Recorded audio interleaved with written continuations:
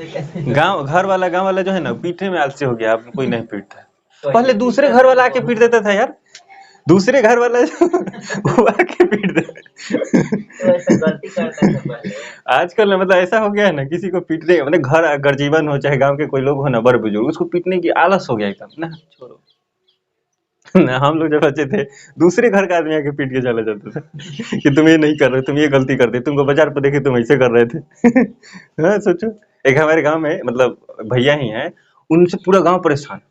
मतलब कुछ भी हो जाए ना, फलाना घर के कोई लड़की भी है अगर उसको पढ़ने जाना है तो उनसे परमिशन लेना पड़ता था कि जाए या नहीं। आजकल आज के डेट में ऐसा नहीं होता है। जब वो आते थे ना तो कोई बच्चा अगर दिख जाए ऐसा चूंटी काटेंगे उसका लगेगा फलान ही निकल गई। ऐसा सब प्रैक्टिस होता है, वो चिल्लाएगा भी ना। बच्चा सबको बुलवाना भी जरूरी है। तो पहले हर लोग मतलब हर बच्चा को ऐसा होता है, हम लोग कहीं घर से निकलते थे तो देखते थे भाई गलती ना हो जाए, क्यों इतना तो मन में पता है घर वाला नहीं है, तो घर वाला नहीं तो उससे क्या होगा, गाँव वाला कोई भेटा जाएगा। ये भी प्रॉब्लम है, समझ रहे हो? तो आजकल तो लोग सब आलसी हो गए हैं। आलसी नहीं तो समझदार हो गया। तुम ये भी देखो ना,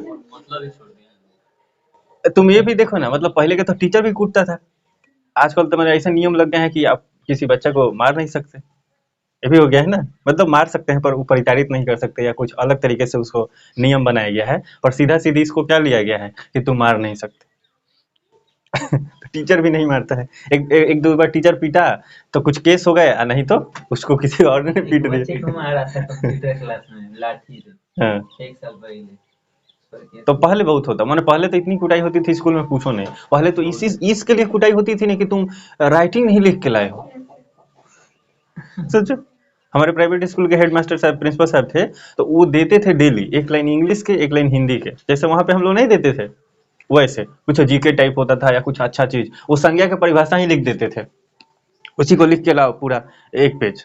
नहीं तो अभी देखो, अभी तो हिंदी का किताब जब देखोगे तुम एनसीईआरटी भी, तो पता नहीं वैसा क्यों बनाए हैं, मतलब अच्छा चीज को क्यों छोड़ रहे हो, कोई कितना भी बड़े आदमी हो कितना भी कुछ सोच रहे हो, पर पता नहीं वो लोग ऐसा क्यों किए हैं, पर मेरे हिसाब से तो वो गलत है। पहले एनसीईआरटी का किताब आता था हिंदी का, या किसी भी प्रकाशन का हिंदी किताब आता था ना, तो जैसे ये मान लो उसका चैप्टर है तो यहाँ लिखता था चैप्टर नंबर 4 है, जो भी चैप्टर रहेगा, जैसे राजा नाम से कोई चैप्टर है तो ऐसा राजा नाम रहेगा, ये बॉक्स रहता था है ना, और फिर यहाँ से शुरू करता था कि एक गांव था वहाँ एक राजा रहता था, और इस बॉक्स में क्या था, इस बॉक्स में इस पूरे कहानी में जो भी टेक्निकल वर्ड्स थे है ना, जिसको हम बोलते हैं ना कि वर्तनी शुद्ध करो, तो वो चीजें इसमें दी हुई रहती थी, 10 गो होता था, जो जो हार्ड वर्ड होते हैं ना जिसको लोग बार बार गलती करेंगे, जैसे इसमें कहीं भी अंत्याक्षरी होगा तो इसमें डाल देंगे है ना, कुछ ऐसा शब्द अन्योन्य क्रिया तो यहाँ पे डाल देंगे, कुछ ऐसा शब्द जो बार बार आदमी गलती करेगा तो यहाँ डाल देते थे है ना। तो हमारे सर लोग क्या करते थे उस समय,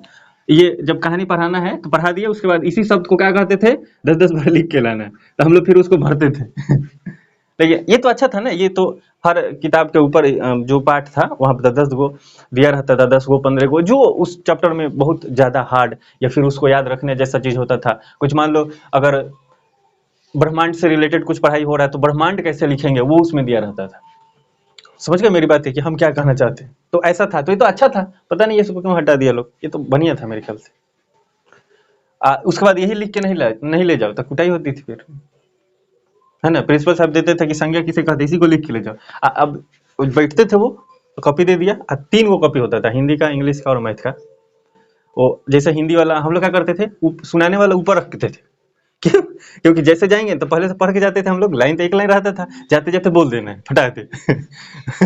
तो पहले इंग्लिश का रखते थे फिर हिंदी का, क्योंकि इंग्लिश में जल्दी बोल पड़ा जाता है ना, उसके बाद मैथ रखते थे। अब वो लेते थे उसके बाद वो फटाफट साइन करते थे, उस साइन करना उस समय बोल देना है, अगर नहीं बोले थोड़ा सा हिचकिचाए तो पूरा कॉपी दे देते थे, बोलते थे जाऊंगा गाँव में। धूप में खड़ा हो जाते थे। अगर 40 गो बच्चा है तो 20 गो बच्चा बाहर निकलता था, थोड़ा सा भी गड़बड़ाए ना जब, और उसके बाद जो 20 को सुनाया रहता था उसमें से एगो को बोलते थे कि जाओ सबको रटवा, तोता जैसे रटवाते थे। है ना, और उसके बाद दूसरा क्लास से कब वो निकलते थे तो डंडा तो उनके हाथ में रहता था, आते थे सबको देते, ही नहीं कि गलती कौन करता कौन नहीं। जो जो नहीं सुनाया है वो एक रन पिटा लेता था। तो होता है ऐसा।